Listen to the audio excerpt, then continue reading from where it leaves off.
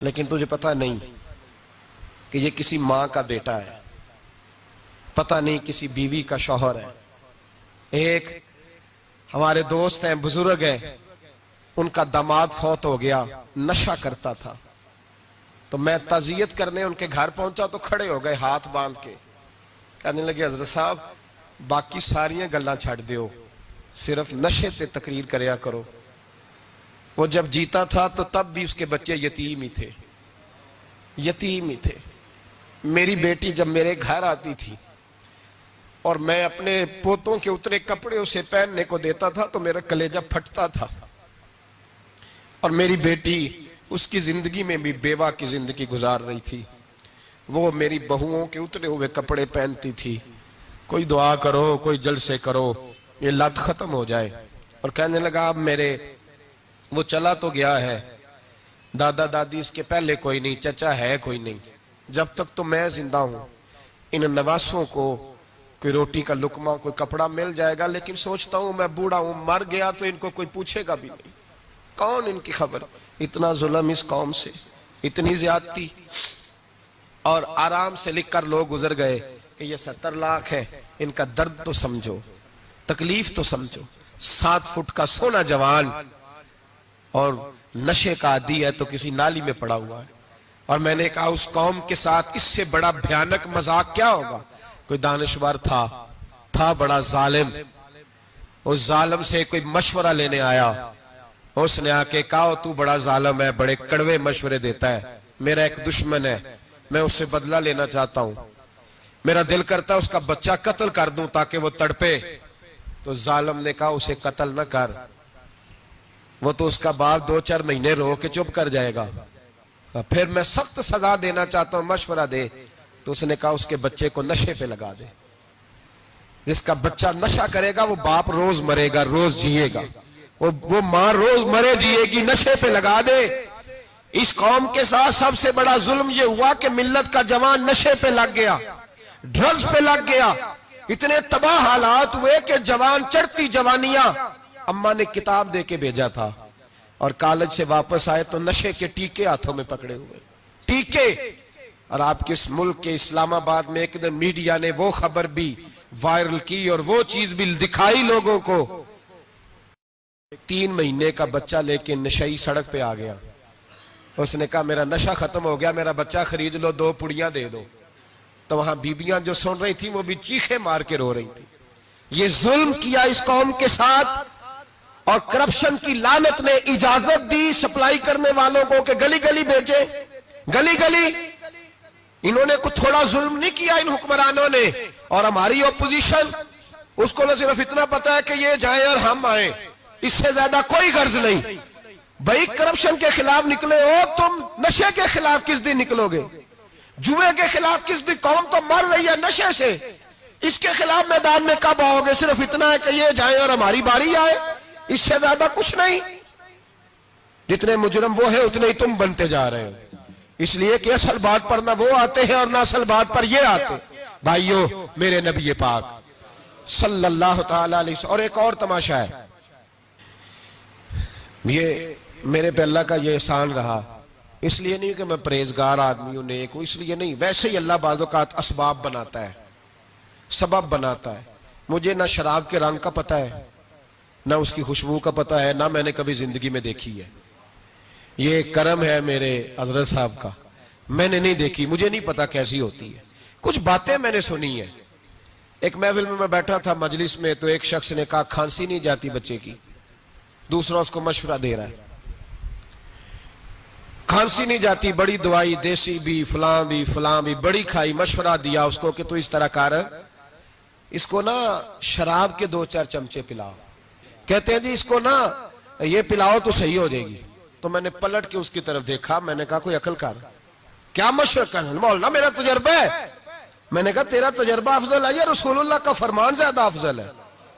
تیرا تجربہ افضل ہے۔ حضرت ام سلمہ رضی اللہ تعالیٰ عنہ کہتی ہے میں نے عرض کی یا رسول اللہ صلی اللہ علیہ وسلم میری بچی بڑی بیمار ہے، تو مجھے کسی نے کہا ہے یہ تھوڑی سی نشے والی چیز ہے، یہ بنا کے تیار کر کے دو، صحیح ہو جائے گی، بیمار ہے بچی تو یہ نشے والی چیز ہے، اس کو تیار کر کے دو، تھوڑا نشہ ہے۔ اگرچہ بعض، میں نے شروع میں کہا، بعض لوگ مریض کو، سخت مریض کو ایسی ادویات جو مجبوری بن جائے اس کی گنجائش اور اجازت دیتے ہیں. محتاط علماء تو اس میں بھی بہت ساری چیزیں پہلے بیان کرتے ہیں، لیکن اس نے کہا جی میرا نشہ دینا ہے شفا کے لیے.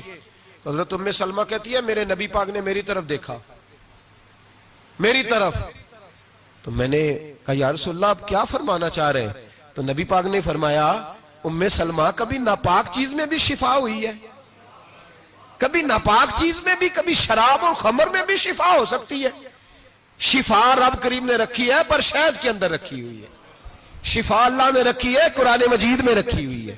تو اس میں بھی کبھی یہ حضور نے بیان کیا ہے کہ اس کے اندر شفا ہو سکتی. تو امت کتنی دلیری کرتی ہے جو یہ مشورے دیتی ہے کہ اس کے اندر نشہ ہے، شراب ہے، تو کھانسی چلی جائے گی تو فلانی بیماری چلی جائے گی. نہ آؤ ان چیزوں پہ، نہ اپنے ایمان کو خرابی دو، اور نہ ایسی باتیں کرو جس سے کہ ڈائریکٹ رسول اللہ صلی اللہ علیہ وسلم کے واضح ارشادات کی مخالفت ہو. میرے نبی پاک صلی اللہ علیہ وسلم نے فرمایا. اور پھر کچھ لوگ کہتے ہیں تھوڑی پی ہے جی. اب تو میں تجزیے میں پڑھ رہا تھا کہ ایسی شراب ایجاد ہو گئی ہے، لوگ شراب پیتے ہیں اور وہ مست بھی رہتے ہیں، کار بھی چلاتے رہتے ہیں، کہتے ہیں جی نہیں ہمارا ذہن معاف نہیں ہوا تو یہ والی صحیح ہے، نشہ نہیں لاتی. میرے نبی پاک صلی اللہ علیہ وسلم نے فرمایا جس چیز کی تھوڑی مقدار، زیادہ مقدار حرام ہے اس چیز کی تھوڑی مقدار بھی حرام ہے. جس کی زیادہ مقدار حرام ہے اس کی تھوڑی بھی. تو خمر اور شراب اگر فل پینا جائز نہیں تو تھوڑی پینا بھی جائز. یہ حرام ہے اور حرام تھی اور قیامت تک حرام ہی رہے گی. میرے نبی پاک صلی اللہ علیہ وسلم نے منع کیا اور حضور نے اظہار ناپسندیدگی فرمایا. فرمایا 40 دن تو عبادت ہی قبول نہیں ہوتی شراب پینے والے جب تک سچی توبہ نہ کرے. ایک دن صحابہ بیٹھے تھے سارے، حضرت ابو بکر صدیق بھی تھے، فاروق اعظم بھی تھے، عثمان غنی بھی تھے، ڈھیر ساری تعداد تھی صحابہ کی، سارے تشریف فرما تھے. حضرت عبداللہ ابن عمر رضی اللہ تعالیٰ عنہ حدیث کے راوی ہیں اور مستدرک للحاکم کے اندر، ابن حبان کے اندر یہ روایت موجود ہے. فرماتے ہیں صحابہ نہ بات کر رہے تھے اور بات یہ کر رہے تھے کہ یار لوگوں کو گناہوں سے کیسے روکا جائے، لوگوں کو گناہوں سے گفتگو. صحابہ یہ کر رہے تھے. عبداللہ ابن عمر کہتے ہیں بیٹھے تھے اور یہ گفتگو کر رہے تھے کہ گناہوں سے پلاننگ جی ہوتی تھی. ان کی جو محفلیں ہوتی تھی نا بیٹھ کے، وہ خوش گپیاں نہیں ہوتی تھی بلکہ وہ تبلیغ کی، جد و جہد کی، لوگوں کو برائی سے منع کرنے کے لیے بیٹھتے تھے، اس پر منصوبہ بندی کرتے تھے، پلان کرتے تھے، آگے ترتیب دیتے تھے. گفتگو ہو رہی تھی تو اب آپس میں بات ہونے لگی کہ کون سا گناہ زیادہ برا ہے جس پر سب سے پہلے کام کیا جائے. تو دور ایک صحابی بیٹھے تھے، ان کا نام تھا عبداللہ ابن عمر. ایک عبداللہ بن عمر ہے اور ایک عبداللہ ابن عمر ہے. حضرت عبداللہ ابن عمر دور بیٹھے تھے، بڑے سمجھدار سیانے باریک بین آدمی تھے. تو حضرت عمر فاروق اپنے بیٹے سے کہنے لگے جا عبداللہ ابن عمر سے پوچھ کے آ کہ سب سے سخت گناہ کون سا ہے.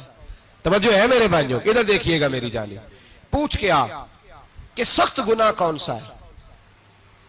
عبداللہ بن عمر رضی اللہ تعالیٰ عنہ کی خدمت میں جب عبداللہ ابن عمر گئے تو جا کے کہنے لگے کہ صحابہ پوچھتے ہیں کہ آپ نے زیادہ وقت گزارا ہے نبی رحمت صلی اللہ علیہ وسلم کے پاس، تو بتلائیے برا گناہ کون سا ہے، سب سے سخت گناہ، تاکہ سب سے پہلے اس پر پابندی لگائی جائے، اس پر محنت کی جائے.